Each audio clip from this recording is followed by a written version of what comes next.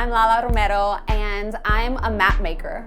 I come from a family where like music was a huge focus of our household. There was this kind of like performing arts youth thing that existed here in the San Fernando Valley when I was growing up. I saw a flyer at the library after school one day, and it was like, come audition for this thing. And I was like, okay, I think I want to do that. I took the bus to this audition. I didn't like tell my parents. I was maybe in 6th grade, but it was more just to see if I could make it. You know what I mean? If I could get into this thing. And then just from there, I did get accepted like into their dance program, and I was like on scholarship.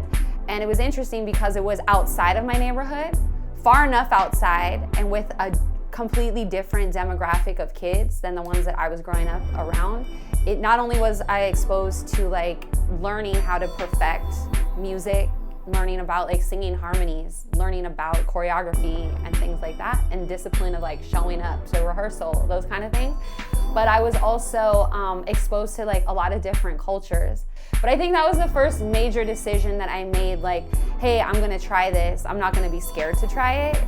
Like where I grew up, the hustle was like get a job, get benefits, be safe, be secure, start a family. So for me, I was like, okay, like let me try to get into college. Let me see if I can do that. And so getting into college, moving away, like living in the dorms, that was a big decision for me because I felt like it was like gonna lead me on the right path to some kind of security, like job security, like all that good stuff. But music was such a big part of my life growing up with that performing group that I was in and all of that. So when I got to college, I was like, hey, I kind of miss it.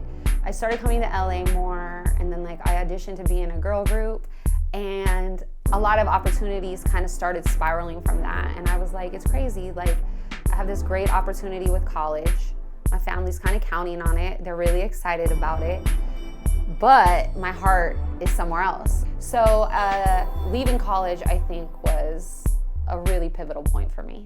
I think the third decision was when I first started doing music on my own, like creating the MySpace page. What it ended up turning into was like songs from MySpace going to radio here in LA, like some of the biggest radio stations, and then me choosing my first manager. What I learned when I started working with Brian Turner and he became my manager was like literally how to hustle.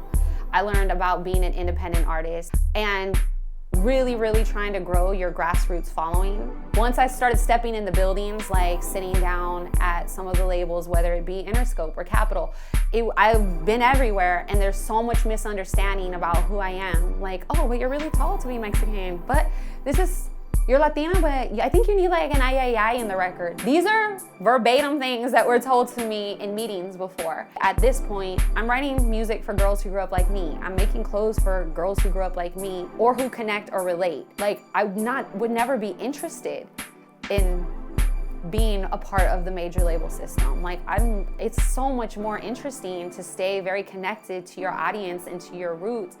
And with the way technology is set up these days, guess what? You can.